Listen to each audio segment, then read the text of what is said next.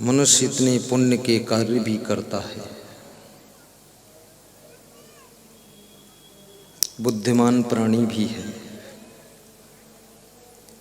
फिर भी जितना मनुष्य को चिंता रहती है, दुख रहता है, इतना शायद और किसी प्राणी को नहीं रहता है। पक्षियों के पास में घर नहीं है, परंतु फिर भी उनको विश्राम मिल जाता है। बेड नहीं है फिर भी नींद आ जाती है, रजाई नहीं है फिर भी ठंडी कट जाती है। और इस मनुष्य के पास में घर भी सुंदर है, बेड भी सुंदर है, रजाई भी सुंदर है, मच्छरदानी भी है, उसके बाद इसकी नींद भंग हो जाती है। रात भर कभी कभी सोचता रहता है, आंखें बंद करके सोचता रहता है, आंखें खोल कर भी सोचता है, दिन भर सोचता है, बाथरूम में स्नान करते करते भी सोचता है, रास्ता चलते चलते सोचता है। सोचते सोचते सिर दर्द होने लग जाता है, ब्रेन की नस फट जाती है, फिर भी इसका कोई पार नहीं पड़ता है। क्या हो गया है इस मनुष्य को? भगवान श्री कृष्ण ने एक बहुत अच्छी बात कही है।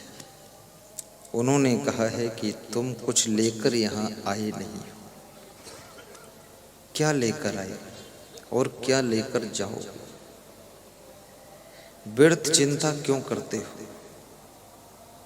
मृत्युलोक में जन्म हुआ है, एक दिन मृत्यु तो होनी ही है। ये परिवार का वियोग भी होना है। जब तक जीवन है कर्तव्य का पालन कीजिए, जहां तक संभाल सको संभाल लीजिए। जब तुम्हारे शक्ति से बाहर हो जाए तो जो हो रहा है उसको स्वीकार कीजिए। भगवान कृष्ण ने अपने परिवार को बहुत संभाला, बहुत संभाला। एक दिन उनको समाचार मिला कि 56 करोड़ यादव आपस में लड़कर मर गए। भगवान कृष्ण ने ठंडा पानी पिया, हल्का मुस्कुराए और सोचने लगे, जिनको भगवान भी नहीं पूरा संभाल पाया तो इंसान क्या संभालेगा? ये तो कुदरत की व्यवस्था है, सब सेटिंग इसी प्रकार से चलती रहती है। टेंशन मुक्त प्रबंधन करना सीखो। बड़ी बड़ी फैक्ट्रियां चलाओ, बड़ी बड़ी फैमिलियों को संचालित करो, बड़े बड़े आश्रमों का नेतृत्व करो, लेकिन अपने आप को समझा लो कि ये सब खेल, आंख खुली है तब तक है, आंख बंद हो जाएगी मेरे लिए खेल खत्म हो जाएगा। और जन्म के साथ में जिंदगी का दूसरा पक्ष मृत्यु भी जुड़ी हुई है।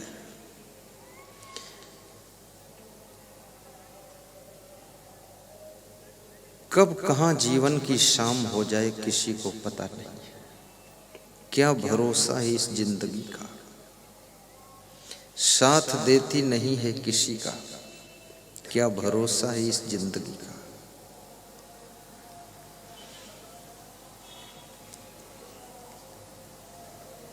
सदगुरु मिले बहुत सुख लहिए, सदगुरु शब्द सुधारे। कहें कबीर ते सदा सुखी है, जे यह पदे विचारे। तुलसीदास ने भी एक बहुत अच्छी बात कहा है कि मानुष तन सदगुरु मिलब, मोक्षम इच्छा होए। दुर्लभ तीनों परम है, पाए सुयोग न खोए। मनुष्य का शरीर मिलना ये भी दुर्लभ है। पुनर्वित्तम पुनर्मित्रम पुनर्भार्या पुनर्मही एतत् सर्वम पुनर्लभ्यम न शरीरम पुनः पुनः।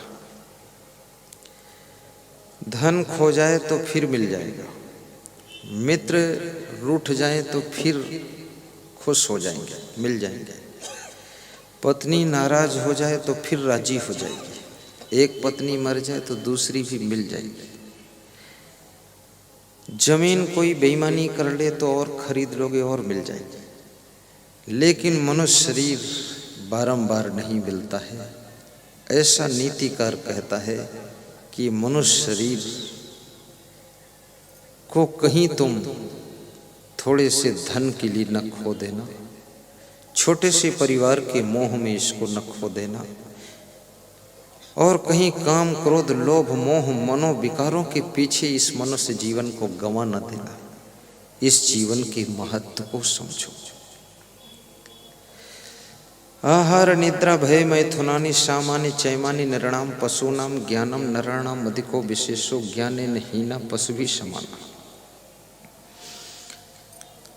नीतिकार चाणक्य कहते हैं कि आहार लेना अर्थात भोजन करना, निद्रा लेना, भयभीत होना, बच्चों को जन्म देना, इतना काम पशु पक्षी भी करते हैं और मनुष्य भी करता है। हर मनुष्य भयभीत है, कहीं मेरा बच्चा न मर जाए, कहीं मेरी गाड़ी चोरी न हो जाए। हुआ कुछ नहीं, पर उसके अंदर संदेह है, हो भी सकता है, हो भी जाता है। बहुतों के साथ हुआ भी है, तुम्हारे साथ नहीं हुआ अच्छा है, पर पहले से डरे हुए हो कि कहीं ऐसा ना हो जाए, डर लगता है। तो नीतिकार कहता है ये डर भी स्वाभाविक है।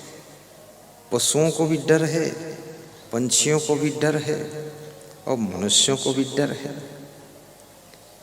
और सबसे बड़ा डर तो प्राणियों से ही है। मनुष्य को मनुष्य जितना डर दिखाता है, इतना कोई और डर नहीं दिखाता है। अभी मैं किसी गांव में था, शेमला गांव, डिस्ट्रिक्ट झालावाड़, राजस्थान। तो वहाँ एक सज्जन के यहाँ पधरौनी गया। तो पधरौनी से जब विदा हुआ तो उन्होंने कहा इस मेरे छोटे भाई को समझा दो आप। तो हमने कहा क्या है? बोले ये अपनी पत्नी को रोज डरवाता है कि ज्यादा कुछ कहोगी तो साधु बन जाऊंगा। तो उसकी पत्नी ने कहा हाँ इसको थोड़ा समझा दो मेरे पति को, 20 साल हो गए हमको धमकी देता है साधु बन जाऊंगा, और जब बोलता साधु बन जाऊंगा तो मैं डर जाती हूँ, मैं चुप हो जाती हूँ, ये गांजा पीता रहता और कुछ नहीं बोलती हूँ, गांजा पीता रहे तो कभी नहीं बोलता साधु बनूंगा। तो मैंने कहा ये धमकी देने वाले लोग साधु नहीं बन सकते। जो गांजा नहीं छोड़ सकते हैं वो इतना बड़ा मनोविकार विषयों का काम वासना को कैसे छोड़ सकते हैं? गांजा भांग अफीम चरस बीड़ी सिगरेट पीने वाले इन व्यसनों को जो ना छोड़ सके मन बस में करना क्या जाने, वो मन कैसे बस में करेंगे? छोटा सा गांजा नहीं छूट रहा है और धमकी देता है कि सब पत्नी परिवार छोड़ दूंगा। मैंने कहा इसकी झूठी धमकी है, इसको तुम डांट डपट के सुधारो सब लोग। तो मैंने उससे पूछा सच में साधु बनना चाहता? तो मैं आया हूँ, चल मेरे साथ। अरे बोले मैं तो जिंदगी में साधु नहीं बनूंगा।